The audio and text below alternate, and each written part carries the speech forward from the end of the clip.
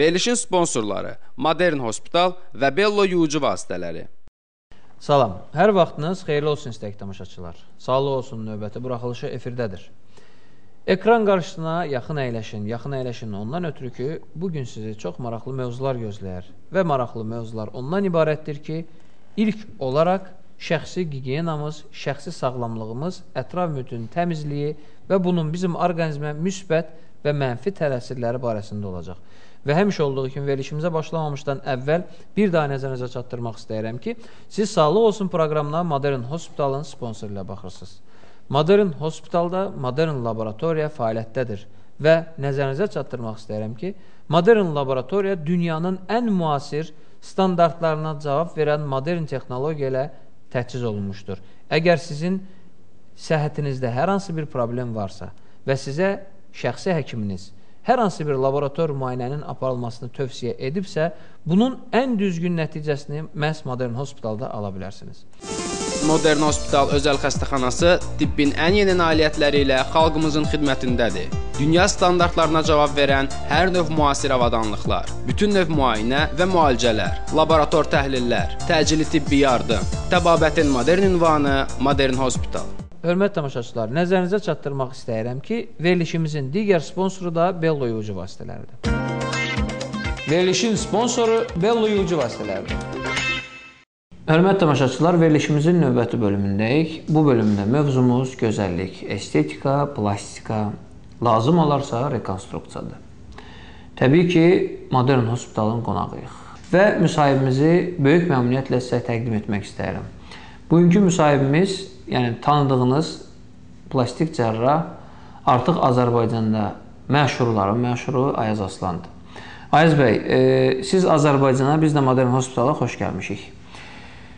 Bugünkü mövzumuz yenə də olduğu kimi estetikada, plastikada, rekonstruksiyada. Amma bugün istərdik yeniliklər barəsində danışaq. Və ilk olaraq estetik əməliyyatlar içərisində daha tez-tez rastlandığımız burun əməliyyatları barəsində, yəni bunun yenilikləri barəsində söhbət edəcək. Estetik cərrahi son zamanlarda tibbi sahələr içərisində ən çox gelişən, inkişaf edən sahədir. Zaten estetik cərrahinin geçmişi çox uzağa dayanmır. Son 20-30 il içində inkişaf edən, gelişən bir cərrahi sahəsidir. Və bütün dünyada da, Türkiye'de de, Azərbaycanda da ən çox yaptığımız ameliyat rinoplasti. Binləri geçti benim yaptığım burun ameliyat sayısı. Yani artık bir takım özümə məxsus tekniklerim var burunla ilgili, dikiş tekniklerim. Hatta bunları özetleyip kitap halına getirmeyi düşünürəm. Yani hal-hazırda vaxtım yoxdur, amma ileri tarihlerde belə bir projem var. Yani burun cerrahisi de diğer estetik ameliyatlar gibi her geçen gün gelişir, yeni teknikler çıkır. Yani yeni metotlardan artık burun, yani daha mikroinvazif yöntemlerle yapılır. Ben Türkiye'de Türkiye Mikrocerrahi Derneği'nin üzvüyüm. Aynı zamanda mikrocerrahım. Yani mikrocerrahi daha zarif, daha ince aletlerden istifade ederekten kopmuş sinirleri, damarları ucuca dikmek cerrahiyəsində, mikroskop altında. Yani tamamen farklı teknikler istifade olunur. Bunlardan elde ettiğim teknikləri burun estetiğine də tətbiq edirəm və nəticədə necə olur? Daha ince aletlərdən, yəni bəzi aletləri özüm dizayn etmişim. Onları istifadə edərəkdən, daha az iz bırakaraktan, ameliyat sonrası daha az morluq əmələ gətirərəkdən, burun içinin orqanlarına nəfəs almaq üçün daha narin davranaraktan daha yaxşı nəticə əldə edirik. Ameliyat sonrası hasta daha konforlu oyanır ameliyattan. Aynı zamanda ağrısı az olur, kan akması, yani bugüne kadar burun en çok kanayan organlardan biri, en çok kanlanması iyi olan organlardan biri, ama kanayan xəstə sayımı hardasa 1-2'dir yani ameliyat sonrası. Yani bu da yine teknikle alakalı bir şey. Burun ucunun şekillendirmesinde özel, yani gığırdakları çıkartıp atmıram diğerleri kimi. Dikişlerle şekillendirəm. Yani bir organ, bir toxuma lazım olmasa yaradılmazdı. Yani onun için mümkün mertebe çıkartıp atmam. Sadece yerlerini değiştirerekten, hususi dikişlerle forma vererekten daha güzel, daha fonksiyonel bir hale getiririm burnu. Aynı zamanda burun sümüğünü sındırmadan, yani daha ince tekniklerle 1 milimlik osteotomlarla burun içinden değil çölünden yapılan milimetrik kesilerle burun sümüğünü keserekten daraldıran burunu ve bu da hem ameliyat sonrası daha az göğermeye sebep olur hem de burun içinden yapılan o burun sındırma tekniğine nazaran hem hastanın ağrısız geçmesine sebep olur. Aynı zamanda burun içinde yapışıklıklara sebep olur diğer teknik. Benim yaptığım tekniklerde burun içiyle bir ilişkisi olmadığı için o yapışıklık ihtimali de ortadan kalkır ve neticede hasta hem daha yaxşı bir burun forması olur. Aynı zamanda ameliyat sonrası hemen nefes alabilir. Tampon koymuruq neticede ve daha ileriki dönemlerde yapışıklık ihtimali de, sineşi ihtimali de ortadan kalkmış olur.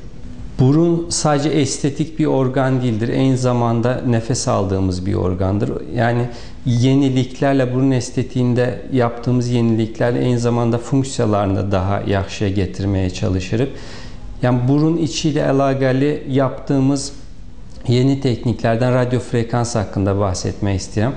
Daha evvellerden burun içindeki etler eğer böyükse ve bu teneffüs yoluna problem təşkil edirsə, xəstə burun etinin büyüklüğünün sebebiyle rahat nefes alamırdısa bunu biz keserekten çıkardırdık.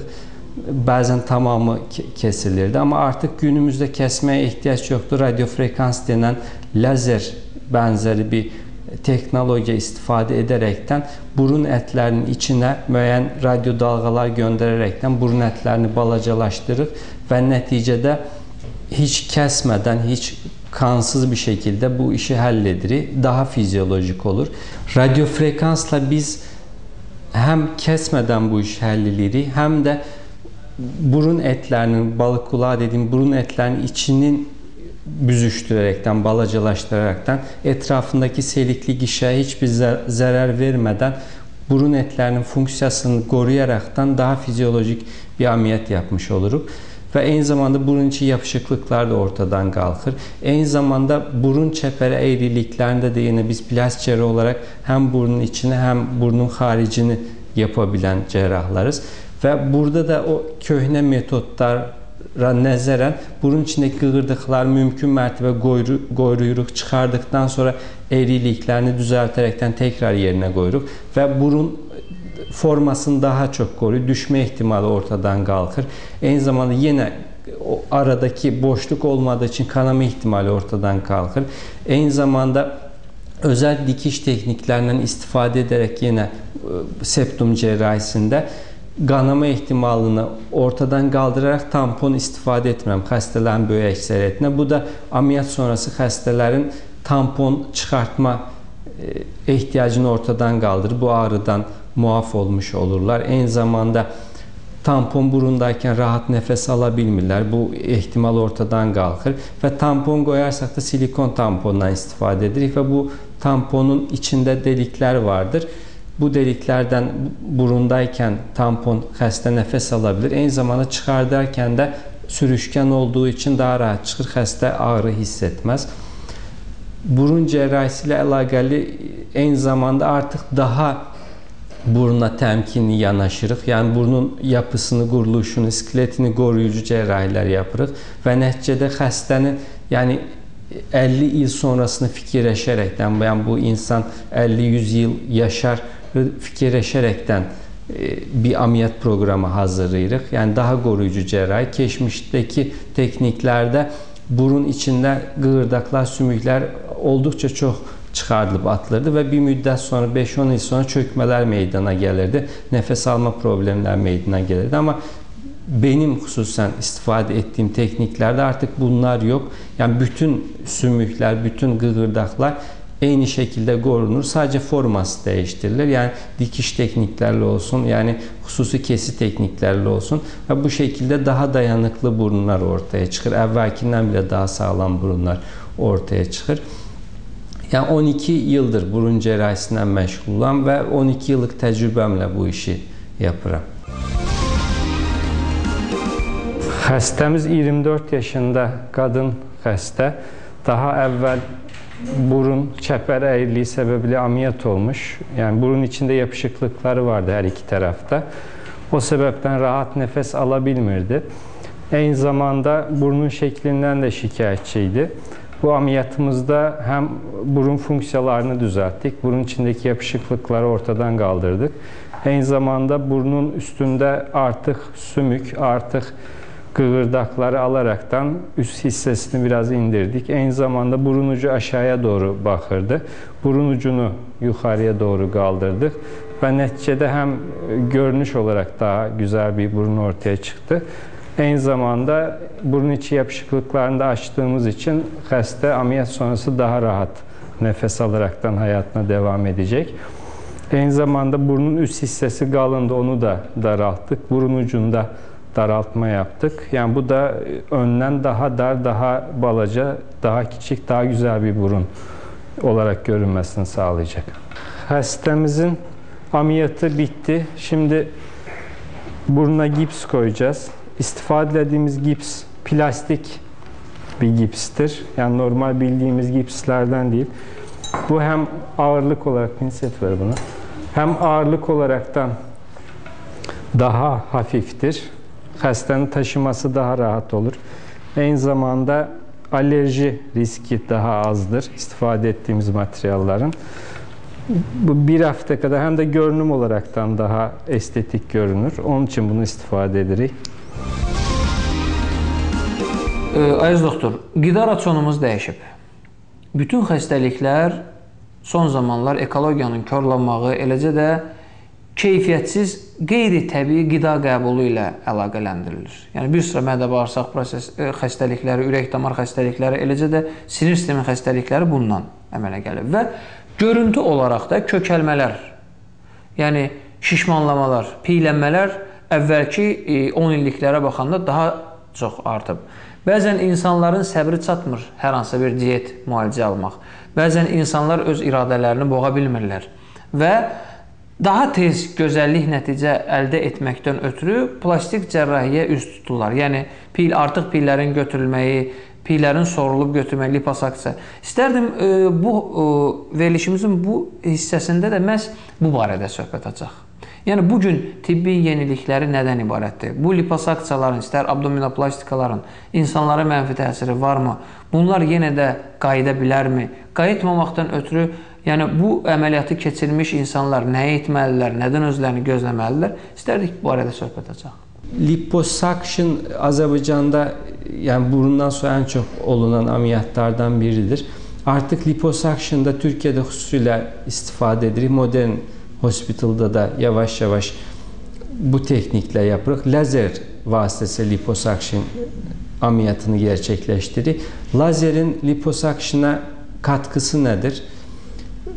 Lazerlə biz daha qısa müddətdə, daha az qanamayla normalde istifadə etdiyimiz konvansiyonel teknikdə vakuma bağlı özel kanülalar vasitəsindən istənməyən yerdə toplanmış yağı biz vücutdan dışarı alırıq. Həm xəstə zəifləmiş olur, eyni zamanda form olarak daha yaxşı bir vücut konturlarına sahib olur və bu tekniğin avantajı lazer şüasını istifadə edərekten deri altındaki sadece yağ toxuması eritilir və bu şekilde yağ daha akışkan hale gelir, maye haline gelir və çölə çekilmesi daha asan olur və bu ameliyat süresini de kısaldır. Aynı zamanda daha efektif bir ameliyat olmasını sağlayır. Ameliyat sonrası ortaya çıkan morarma, göyərmələr ortadan qalxmış olur və ameliyat sonrası xəstə bir an önce işine başlayabilir. Hatta eğer çok fazla yağ alma ihtiyacı yoksa hiç suction yapmadan direkt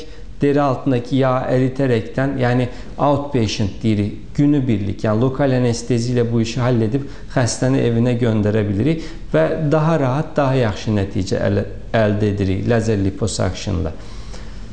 Tabii bunun yanında eğer çok büyük miktarlarda liposuction yapılırsa lazerin yanında konvansiyonel tekniği de istifade edirik.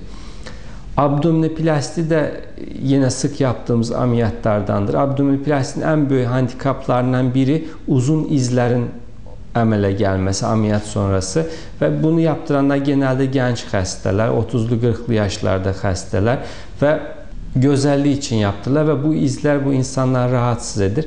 Benim yaptığım teknik mini abdominoplasti daha kısa bir iz bırakaraktan xəstədə bu əməliyyatı yapmaya çalışırıq və nəticədə daha qısa iz qalır və böyük iz qalan əməliyyatın dezavantajını da ortadan kaldırmaq üçün yenə qarın ön duvarını özəl, yəni tasarladığım, özəl planladığım dikişlərlə düzləşdirirəm və bu şəkildə həm karın ön duvarı düzləşmiş olur, eyni zamanda o kesidən deri fazlasını atıram və bu əməliyyata liposakşında kombinə edərəkdən artıq yağları da ortadan qaldırırıq və yəni həm form olaraq daha yaxşı bir qarın ortaya çıxır, həm o sallanan dokular ortadan qalxmış olur, həm qarın ön duvarı daha düzgün olur, həm də bu dikişlər vasitəsilə bel də incəltilmiş olur bu əməliyyat sırasında və iz olaraq da klassik abdominoplastikdən daha az iz qalır.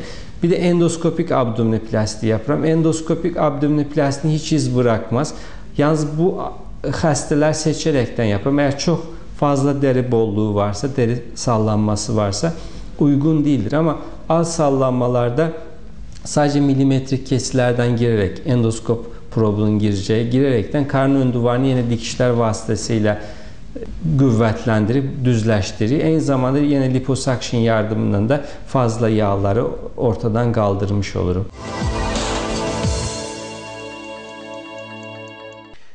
Hörmətli tamaşaçılar, indi isə yenə verilişimizin sponsorlarını sizə təqdim etmək istəyirəm. Siz Sağlıq Olsun proqramına Modern Hospitalın sponsoru ilə baxırsınız. Modern Hospital, modern texnologiya ilə tam təchiz olunmuş modern bir klinikadır. Əgər siz müasir diaqnostika və müasir müalicəyə ehtiyacınız varsa, məhz Modern Hospitala müraciət edə bilərsiniz. Ümumi cərrahiyyə, endokrin cərrahiyyə, gastroendoskopiya, artroskopik cərrahiyyə, uroloji əməliyyatlar, qulaq, burun, boğaz cərrahiyyəsi, flebologiya, neyrocərrahiyyə, plastik, estetik və rekonstruktiv cərrahiyyə, reanimasiya və anesteziologiya xidməti. Təbabətin modern ünvanı Modern Hospital. Verilişimizin digər sponsoru Bello yuyucu vasitələridir. Verilişin sponsoru Bello yuyucu vasitələridir.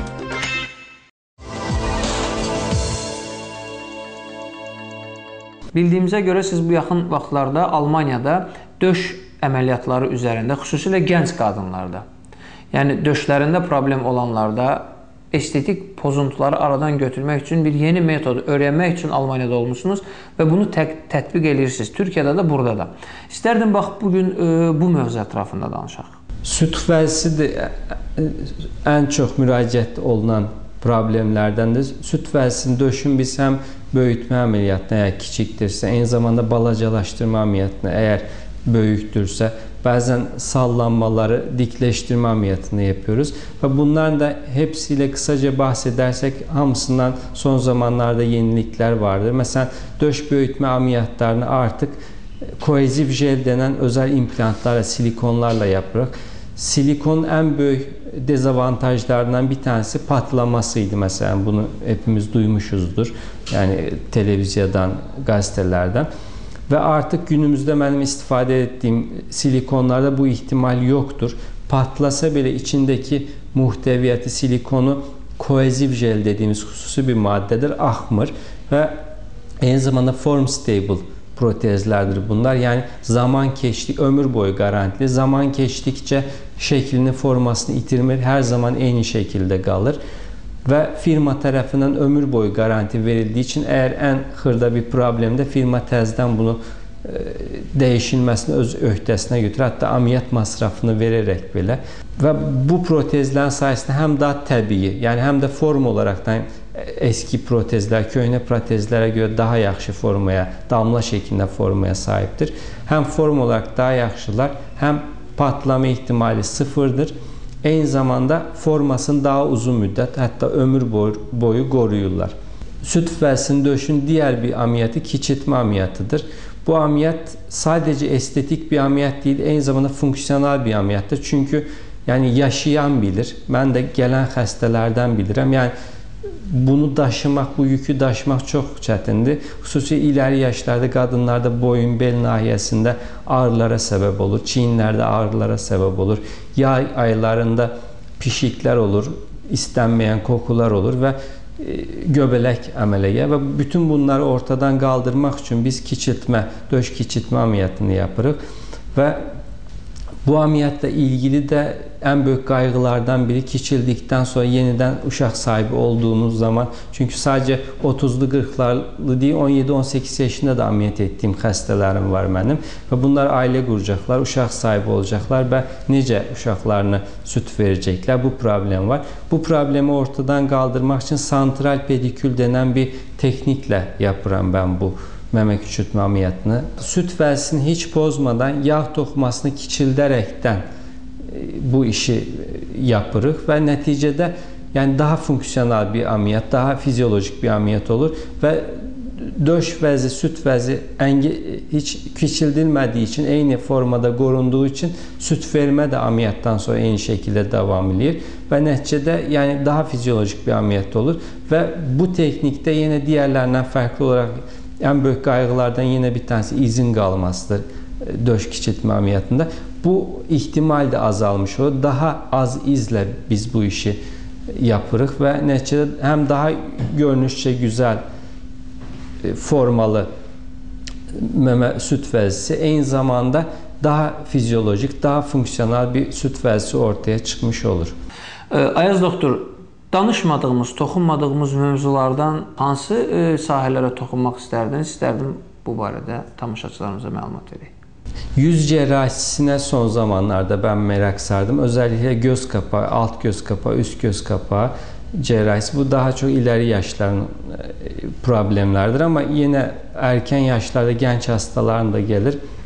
Ve bunun için yine benim alt göz kapağını, üst göz kapağı çok çətin değil ama alt göz kapağı özellikli bir ameliyattır ve en büyük risklerinden biri de gözün açık kalmasıdır.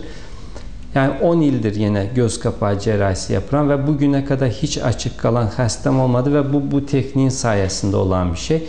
Alt göz kapağındaki əzələni ben dış kantus dediğimiz göz kenarına asıram ve neticede bu gözün tekrar çekmesi, göz kapağını çekmesi, ektropion denen risk, göz kapağının açık kalması ihtimali sıfıra inmiş olur ve bu bütün dünyada da artık kabul olunan bir gerçekti ve çoğu artık cerrah tarafından da istifade olunur.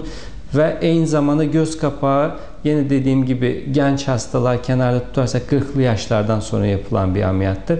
Ve bir müddet sonra yanak da aşağı doğru çöktüğü için orta yüzde de bir takım deformiteler meydana gelir. Ve alt göz kapağı ameliyat sırasında orta yüz germe, orta yüzü de oradaki yağ, yumuşak dokumayı toparlayaraktan yukarıya doğru çekilir ve bir taşla iki kuş vurmuş oluruz. Hem alt göz kapağı düzeltilmiş olur. Aynı zamanda da orta yüz yukarıya doğru çekildiği için hastanın yüzüne daha genç bir ifade verilmiş olur. Azərbaycanda en çok müraciət edən xəstə qruplarından biri de yanıq nəticəsində bədənin müxtəlif hissələrində əmələ gələn izlərdən bağlı bizə müraciətlər olur. Və bununla əlaqəli də yenə son zamanlarda balon, xüsusi silikon şarlardan istifadə edirik və bunların nəticəsində çox böyük yanıq çapıqlarını bile artıq ortadan kaldırabilirik. Bəzən yanıqlar saçlı dəri nahiyəsində olur. O hissədən saç çıxmır və dərinin forması, dərinin anatomisi pozulduğu için biz oraya saç eksik de tutma ihtimali az olur. Yani bu balon tekniği burada devreye girir ve qonşu nahiyelerde saçlı dəri nahiyəsinin altına biz balon koyuruq və mütemadiyen yani haftada 2-3 defa biz bu balonu serumla şişirderekten o saçlı derinin genişlemesine sebep olur ve ikinci bir ameliyatta saçsız alandaki o çapığı ortadan kaldırır ve o bollaşan deriyi oraya ilerleterekten yani saçlandırmış oluruz o nahiyeni. Aynı zamanda çapığı ortadan kaldırmış olur. Bu sadece saçlı deride değil, beden her hissesinde yapabilmemiz mümkün. Aynı zamanda ince çapıqlarda bəzən yüzlü olur xüsusən. Running W denen bir teknikten istifadə edirik və bu teknik sayesinde o çapıqlar tamamen ortadan kaldırılmasa bile minimuma indirebilmemiz mümkündür. Bazen çapıqlarda trapdoor deformitesi denen bir hadise olur. Çapığın bir hissesi yukarıda, bir hissesi aşağıda olur ve bu seviye fərqini de bu Running W tekniğiyle ortadan kaldırır ve çapığın bir diğer istenmeyen etkisi, təsiri əgər oynaqlara yaxındırsa, oynaqlara çəkmə əmələ gətirə bilir və bu yenə bu texnik sayəsində ziqzaq şəklində deriyi kəsərəkdən bu oynaqların da açılmasına səbəb oluruq. Yəni bu texnik həm görünüş olaraqdan çapığı daha yaxşı formaya gətirir. Eyni zamanda funksional olaraq da əgər oynağa yaxınsa dərinini gevşətmiş olur, rahatlatmış olur və nəticədə daha yaxşı nəticə əldə etməmizə səbəb olur. Yenə ən çox müraciətlərdən biri də o bacaq dediyimiz, xüsusilə qadınlarda, yəni ayağın alt hissəsinin bacaqlardakı əyrilik səbəblə bizə müraciətlər olunur. Bunu daha çox silikon qoyaraqdan çözməyə çalışırlardı. Mən şəxsən ayaqda silikonu sevmirəm. Çünki qadın üçün ayaq nə qədər incə olursa, məncə o qədər estetikdir və silikon qoyduğumuz zaman da həm o basıq olan, əyri olan hissəyi doldurmuş olur, həm də ayağın digər hissələri dolmuş olur. Yəni sadəcə o nahiyəyə qoymuş olmuruq və ayaq qalınlaşmış olur və gözəllik pozulmuş olur. Bunun üçün mən pi enjeksiyasından istifadə edirəm və çox da yaxşı nəticələr alıram. Və bunun nəticəsində həm xəstənin öz toxumalarından əldə etdiyimiz bir dolgu ilə oranı doldurmuş oluruq. Daha təbii bir əməliyyat olur. Eyni zamanda istədiyimiz yerə dolgu yapırıq və digər yerləri qalınlaşdırmamış oluruq. Və eyni zamanda ayağımızla biz gəzdiyimiz üçün pi daha yüngül bir materialdır, silikon daha ağır bir materialdır. O ağır materialı daşımamış oluruq və pi tutduqdan sonra ki, genəldə tutur 50-70%, tamamən öz toxumamız olduğu için infeksiya riski yoxdur. Amma silikonda az da olsa bu infeksiya riski vardır. Bunun üçün ayaqda pi injeksiyasını hər zaman üçün tərcih edirik. Bunu da bir yenilik olaraq vurğulaya biliriz. Həqiqətən maraqlı bölümdə adam ayrılmaq istəmir, amma əfsuslar olsun ki, zamanımız bitmək üzrədir. Göründüyü kimi estetik problemlər artıq problem sayılmır. Estetika artıq həyat tərzidir. İnsan öz zahirini, görünüşünü belə asanlıqla dəyişə bilər, öz istədiyi formaya sala bilər. Təbii ki, qiymətli əllərdə, təbii ki, qızıl əllərdə, yəni bu sahədə çalışan mütəxəssislər əlində. Əgər sizdə hər hansı bir estetik, plastik, rekonstruktiv problem varsa, heç bir tərəddüd etmədən Modern Hospitalda Ayaz Aslan'a müraciət edə bilərsiniz və sizi əmin edirəm, şəxsən öz fikrimi bildirmək istəyirəm ki, bununla da 100% müsbət nailiyyət əldə etmiş olarsınız. Hörmətli tamaşaçılar, Sağlıq Olsunun laboratoriya rubrikasına keçid alaraq. Bu dəfə çox maraqlı mövzu ətrafında söhbət açmaq istəyirik. Mövzumuz əsrin bəlası sayılan hepatitlər barəsində. Bildiyinizə görə hepatitlər barəsində az da olsa məlumatınız var. Bir çoxları bu xəstəlikdən əziyyət çəkir. Bir çox insanlar özləri bilmədən bu xəstəliyin daşıyıcılarıdır. Bir çox insanlar isə bu xəstəliyin nəticəsi olaraq artıq həyatlarını dəyişiblər. Mən istərdim, bax bu problem barəsində, bunun bugün Azərbaycanda müayinə etmək, aşkar etməkdə modern laboratoriyanın rolu barəsində söhbət açaq və müsahibimiz var. Təbii ki, müsahibimiz Modern Hospitalın modern laboratoriyasının müdürü Günel xanımdır. Günel xanım, mən bir cərrah kimi demək istəyirəm. Əvvəllər 20-30 insanın birində hepatit müsbət çıxırdısa, demək olar ki, indi 4-5 insanın birində hepatit müsbət çıxır. Bu, tək mənim xəstələrimdə belədir. Amma yəqin ki, digər cərrahlarda da, istər cərrahi patologiya olmayıb, adi patologiyadan müraciət edən xəstələrdə də belə ola bilər. Yəqin ki, bunu siz də təsdiqləyə bilərsiniz və istərdim bu barədə danışaq. Hal-hazırda hepatitlərin yayılma dərəcəsi nə qədərdir? Çoxmu rast gəlinir? Bunun qısa olaraq səbəbi nədir? Həqiqətən də son zamanlar əhalinin bu hepatit virusları haqqında az məlumatları olması, maarifləndirilməməsinin çox böyük ziyanları vardır və əhali həqiqətən də bu haqda heç bir məlumatı yoxdur və tez-tez əməliyyatlara və ya hər hansı bir yoxlamalara gəldikləri zaman aşkarlanır və bu bunlar üçün qeyri-adi bir xəbər kimi qarşılanır. Həqiqətən də son zamanlar dünya əhalisi də bundan çox əziyyət çəkirlər. Mən xüsusilə qeyd edib əhalimizə, vətəndaşlarımıza onun yoluxma metodları haqqında necə qorunmaq olar və müayinələrin nə qədərdən bir təkrarlayıb və hansı müayinələri, hansı metodlarla vermək haqqında məlumat vermək istərdim. Demək, dünya əhalisində həqiqətən son məlumatlara görə 1/3 hissəsi hepatitlərdən əziyyət çəkir. Hepatitlərlə bilmədən 15 il, 30 il birgə, yəni belə deyək, virus daşıyıcısı olaraq xəbəri olmadan insan yaşaya bilər. Yalnız immunitetin düşməyi və ya hər hansı bir əməliyyata gedən zaman və ya hər hansı bir müayinə zamanı bundan xəbərləri olur və bu həqiqətən də insan psixologiyasında çox böyük bir təsir göstərir. Və mən xüsusilə qeyd etmək istərdim ki, bu metodların yoxlanılması da çox vacibdir və müraciət edən xəstələrə düzgün, dəqiq cavab verilməsi də çox vacib bir məsələdir və müraciət edən xəstələrdə hər hansı bir hepatit virusu aşkarlanırsa və başqa bir klinikada müayinə olunurlarsa, cavablar arasında şübhəlilik yaranırsa, bu çox böyük bir psixoloji təsir göstərir xəstələrə. Və qeyd etmək istərdim ki, bizdə hepatitlərin hər bir növü müayinə olunur, bütün növləri hepatitlərin müayinə olunur və bildiyimiz kimi son zamanlar hepatit B-C yəni çox geniş yayılmağa başlayıbdır və bunu ilkin olaraq kart-testlə də yoxlamaq olur, ekspres üsulla, yəni tez bir zamanda 10 dəqiqə ərzində ifa metodu ilə yoxlamaq olur göstərdiyimiz bu avadanlıqda və PCR zəncirvari polimerləşmə reaksiyaları metodu ilə yoxlamaq mümkündür.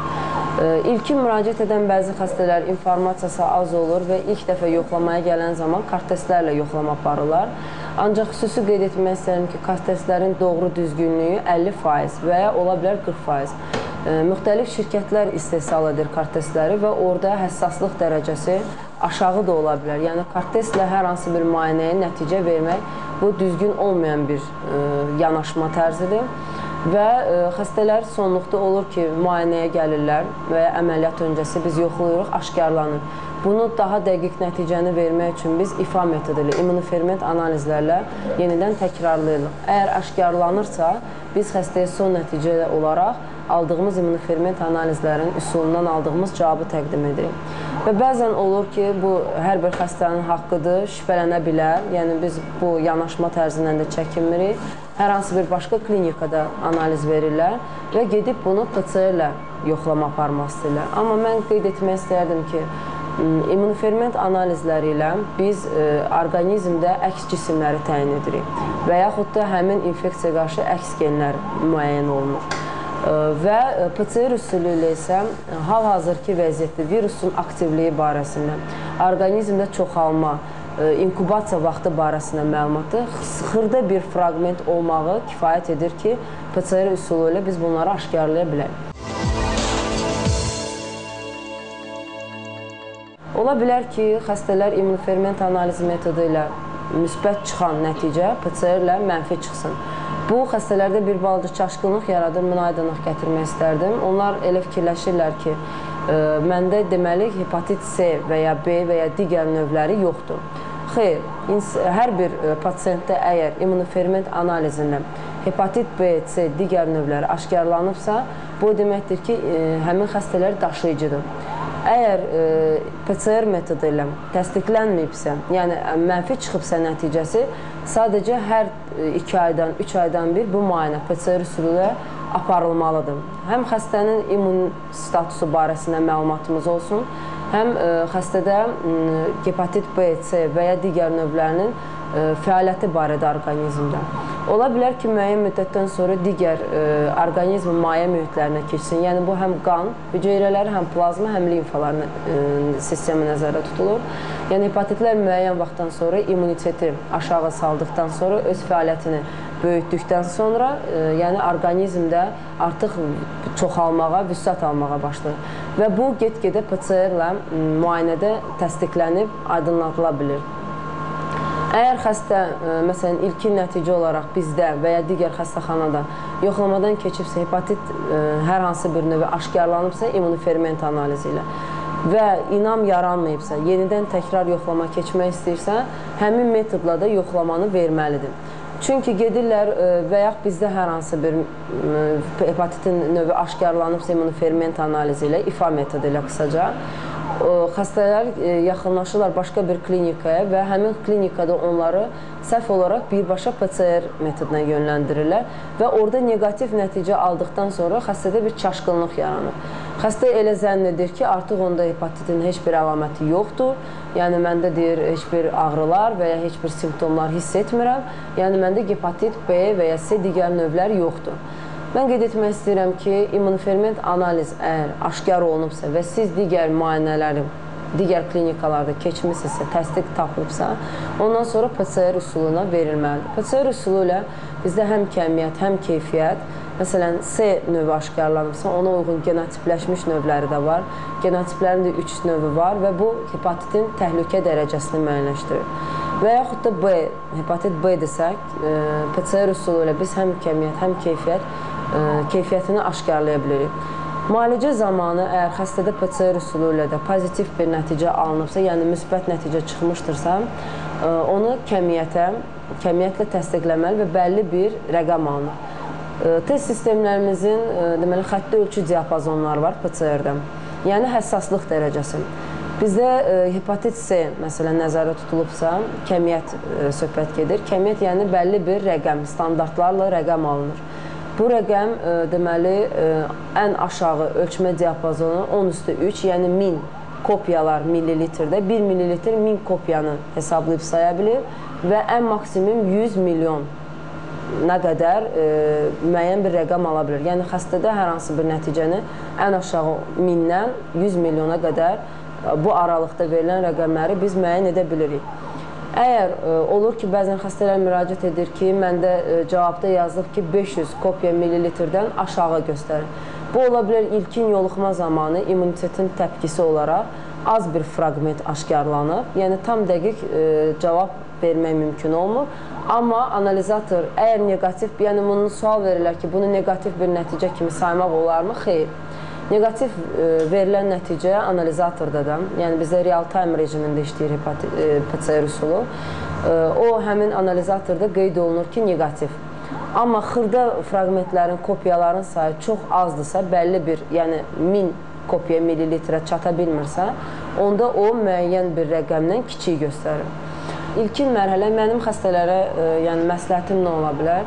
İmmunoferment, yəni İFA analizi ilə hepatitlər təsdiqləndikdən sonra, yəni tam inam olandan sonra ki, bu nəticəni həqiqətən də yoxlanışla müəyyən olunubsa, bundan sonraki etap verilməlidir PCR-lə. PCR-in kəmiyyət, keyfiyyət və ya məsələn C analizidirsə, genotipləşmə və ya digərləri haqqında Modern Hospital laboratoriyasına müraciət edib informasiya ala bilərlər. PCR üsulu ilə aşkarlanmırsa, hər 2 aydan bir, yəni həkimə də müraciət etmək lazımdır təbii ki, hər 2 aydan bir həkim özü də yönləndirəcək laborator müayinəyə PCR üsulu ilə. Müəyyən müddətdən sonra ola bilər immunitetdə zəifləmə baş verdiyi zaman və ya spirtli içkilər kişidirsə, qəbul edirsə, siqaret çəkmə, hər hansı bir paralel xəstəliklər keçirdirsənsə, təbii ki, immunitet səviyyəsi başlayır aşağı düşməyə və viruslar, hepatit qrupuna aid olan viruslar və digər viruslardan həmçinin bu cürdür, orqanizmin zəif bir anını gözləyir. Və bundan sonra başlayır orqanizm vüsət alaraq çoxalmağa və öz inkişafına, inkubasiya vaxtını keçirtməyə. Və sonluq olaraq bütün orqanizmin orqanlarına ziyan vurduqdan sonra qaraciyərdə böyük bir təlatüm və təhlükə yaranır, serroza meyillik yaranır. Və əgər PCR üsulu ilə də, kəmiyyətdə müəyyən olunubsa, hepatitin hər hansı bir növü, bunu müalicələrdən sonra tez-tez 6 ay, 2 ay, 3 ay ərzində yenidən təkrar verilir. Ola bilər dərman qəbulundan sonra əvvəlki nəticənin rəqəmi biraz yüksələ də bilər. Bu normal bir şeydir. Yəni, orqanizm hər hansı bir dərman qrupuna reaksiya göstərir. Qalxa da bilər. Və müəyyən müddətdən sonra stabilləşib, bu alınan rəqəm get-gedə aşağı düşməlidir. Əgər müalicə düzgün və normal şəkildə aparılırsa. Xüsusi qeyd etmək istəyirdim ki, dünya praktikasında da indiki zamanda interferon tərkibli preparatlardan istifadə olunur hepatitin müalicəsində və hətta bizim laboratoriyamızda bu preparatlara qarşı orqanizmin rezident olub, yəni həssas və ya qeyri-həssas olması barədə də məlumat ala bilərlər. Günel xanım, bəzən deyəndə çox hallarda olur. Xəstə biz cərrahlara müraciət etmədən əvvəl yoxlanılır və müayinə nəticəsində bunlarda hepatit olduğu aşkarlanır və biz təbii ki, əməliyyat zamanı bu viruslardan qorunuruq ki, yəni xəstəlik qanla ya iynə əlimizi deşməsin və yaxud gözümüzə sıçramasın, bizə keçməsin, neysə. və xəstəyə və onun yaxınlarına onlarda hepatit olduğu barəsində məlumat verilir. Lakin bəzən isə xəstələr əməliyyatdan sonra gedib başqa bir laboratoriyalarda özlərini yoxladırlar və bir təşvişlə müraciət edirlər ki, siz bizə deyirdiniz, bizdə hepatit var, biz bir sarsıntı yaşamışıq, psixoloji. Lakin getdik, başqa bir yerdə yoxlatdırdıq, heç nə çıxmadı. Bax, mən istəyirəm, bax, bu qaranlıq nöqtələrə aydınlıq gətirək. Nəyə görə əməliyyatdan qabaq bu göstərir, əməliyyatdan sonra başqa bir yerdə yoxlanılanda bu səhv ola bilər və yaxud hansı metodla yoxlanılıb deyənə göstərilir, hansı metodla yoxlanılmayıb deyənə göstərilmir. Bax, istərdim, bax, bu barədə danışaq. Həqiqətən də bu doğru bir yanaşma oldu. Bizə əməliyyat öncəsi xəstələr müraciət edirlər və bizim əməliyyatdan öncəki müayinələrimizə hepatitlər də daxil olunubdur. Və xəstələr uzun müddət onlarda hepatitin olub-olmaması haqqında heç bir məlumatları olmur. Əməliyyata gəlməmişdən, əməliyyat hazırlığı zamanı biz müəyyəni aşkarladıqdan sonra həm həkimə, əməliyyat edən həkimə, həm xəstə yaxınlarına bu barədə məlumat veririk. Və xəstəxanamızı xəstələr tərk etdikdən sonra bəzən olur ki, qəribə bir yanaşma tərzi olur onlarda. Yəni fikirləşirlər ki, mən özümü xəstə kimi hiss eləmirəmsə, məndə heç bir ağrılar yoxdursa, demək məndə hepatitin hər hansı bir növü ola bilməz və başqa bir klinikalara, adlarını çəkməyəcəm, yaxınlaşırlar və orada onları ilkin ifa metodunu keçmədən, yoxlamadan PCR-ə yönləndirirlər.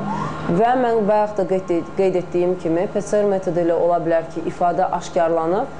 Yəni, bu tamam ayrı-ayrı metodlardır və mənaları tamam ayrı-ayrıdır. Və PCR metodunda təsdiqlənmir. Təsdiqlənmir deməyək, daha doğrusu negativ çıxır cavab. Yəni, bu normal bir haldır. Ancaq bunun nəticəni əllərində bayraq tutaraq yaxınlaşırlar ki, məndə heç bir hepatit virusu yox idi. Yəni, siz bizdə hepatit müəyyənləşdirdiniz, laborator müayinələriniz tamamilə səhvdir. Yəni, bu yanaşmanın həqiqətən də düzgün olmaması barəsində biz bu verilişi bugün efirə çıxartdıq və həqiqətən də hansı metodun nə üçün, nəyə görə lazım oldu və hansı metoddan sonra hansı müayinəni davamlı olaraq müayinə etməyin lazım olduğunu üçün deməli qeyd edirik. Qeyd etmək istəyirəm ki, ifa metodu ilə yoxlandıqdan sonra, yəni bu orqanizmdə həmin virusa qarşı əks cisimlərin yarandığını göstərir və sonraki etap isə PCR metodu idi. Yəni, əgər bizim laboratoriyaya inam yoxdursa, digər yerdə müayinə olunursunuzsa, həmin metodla müayinə olunur, yəni ifa ilə. Və mən bir də qeyd etmək istərdim ki, başqa bir laboratoriyanın da bayaq qeyd edirdik ki, xüsusi bəlası odur ki, istifadə müddəti keçmiş reagentlərdən istifadə edirlər və test sistemin xüsusi həssaslığı pozulur bu zaman. Yəni, artıq heç bir nə kontrol, nə kalibrasiya sisteminə reaksiya vermir və işləməməlidir. Belə deyək, avtomat sistemi olan hər hansı bir müayinə metodlarında səhvlik olma ehtimalı demək olar ki, yoxdur. Ancaq əldə qoyulan hər hansı analizlər varsa, burada yəni, istifadə müddəti keçmiş reagentlərdən də istifadə etmək olur və nəticənin doğru düzgün olmağı haqqında heç bir məlumat demək mümkün deyil. Yəni, bu cavabın düzgünlüyünə heç bir zəmanət vermək olmaz. Yəni, biz bu nüansları keçmişik, bu mərhələlərdən keçmişik və heç bir zaman istifadə müddəti keçmiş reagentlərdən istifadə etmirik və cavabı əmin olmadığımız cavabları yenidən təkrarlayırıq. Ola bilər ki, məsələn, hər hansı bir müayinədən şübhəmiz yaranır, kliniki göstəricilərlə üst-üstə gəlməmək. Bu zaman analizlər yenidən təkrarlanır və əmin olduğumuz cavabları xəstələrə təqdim edirik. Günel xanım, bu hepatit B, C artıq insanlar bilir. Bu B, C-dən başqa hansı hepatit növlərini aşkar etmək mümkündür? Sizin laboratoriyada hansı hepatitlər daha yoxlanılır? Bizdə PCR üsulu ilə hepatitlərin B, C növlərindən başqa deməli, hal-hazırda yeni gəlibdir bizim laboratoriyamıza. Hepatit G, E, hepatit D, yəni bunları da hepatoloqlarla məsləhətləşib vermək mümkündür. Həm kəmiyyət, həm keyfiyyət növləri və bayaq da qeyd etdiyim kimi interferon tərkibli preparatlara xəstələrin fərdi olaraq həssas və qeyri-həssas olması barədə də informasiya toplaya bilərlər. Çox sağ olun Günel xanım. Hörmətli tamaşaçılar, yəqin ki, söhbətimizin şahidi oldunuz və hepatitlərin diaqnozunun dəqiq qoyulmağına nə qədər böyük üstünlüyə malik olduğunu bildiniz. Əgər bir laboratoriyada yoxlanılıb və orada aşkar olunursa var digər laboratoriyada yoxlanıb aşkar olunmursa yox, mütləq siz həmin metodla müayinənin təkrar olunmasını tələb eləyin və tələb eləyin o laboratoriyadan ki, orada həqiqətən reaktivlərin vaxtı keçməmişdir və avtomat sistemlə çalışır. Çox sağ olun, hörmətli tamaşaçılar. Bir daha sizin nəzərinizə çatdırmaq istəyirəm ki, Modern Hospitalda fəaliyyət göstərən Modern Laboratoriya tam avtomatlaşdırılmış qapalı sistemlərlə çalışan cihazlarla təmin olunmuşdur. Bunlar isə analizlərin cavabının 100% doğru olmağı deməkdir.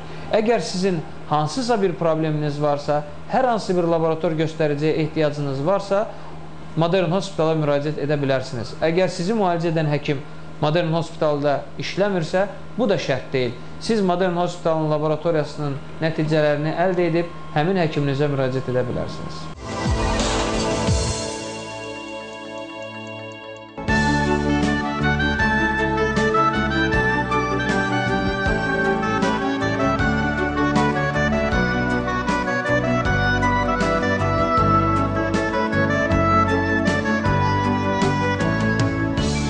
Hər vaxtınız xeyir olsun istəyili tamaşaçılar, biz Modern Hospital özəl xəstəxanasındayıq.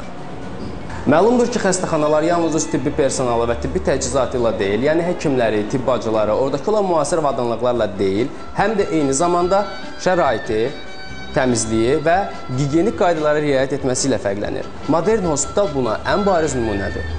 Təbii ki, gigiyenik normalara riayət etməyin də özünün yolları və vasitələri var. Bu vasitələrdən biri də Azərbaycanda çox məşhur brend olan Bello yuyucu vasitələridir. İstəyili tamaşaçılar, biz hal-hazırda Modern Hospitalın mətbəxindəyik və özünüz də bilirsiniz ki, mətbəxdə təmizliyin 100% şərti qabıyan mayələrdir. Mən sizə bugün Bello'nun portağal ətirli və alma ətirli qabıyan mayələrini təqdim edirəm. Həm Modern Hospitalın mətbəxində, həm də gündəlik şəraitdə mətbəxdə işləyən xanımlar və yaxud da yaşam obyektlərində qab-qacaqla daha çox məşğul olan xanımlar özləri Bello'dan istifadə etsələr, qab-qacaqlarının necə də təmiz olduqlarını görə bilərlər. Bello yuyucu vasitələrinin qabıyan mayələri sizin qablarınızın təmizliyinə 100% zəmanət verir. Verilişin sponsorları Modern Hospital və Bello yuyucu vasitələri. Bax belə, hörmətli tamaşaçılar, Sağlıq Olsunun bugünkü buraxılışı da maraqlı mövzular axınında bu cür sona çatdı. Sağlamlığınıza fikir verin. Belə bir deyim var, deyir sağlam bədəndə sağlam ruh olar. Mən sizin əhval-ruhiyyənizin həmişə xoş olmağını arzulayıram. Dolayısı yolla sağlam olmağınızı arzulayıram. Sağlam olmağın sirləri isə Sağlıq Olsun proqramındadır. Bizim proqramı hər bazar günü saat 5-də izləməyi unutmayın. Sağ olun, sağlıqla qalın.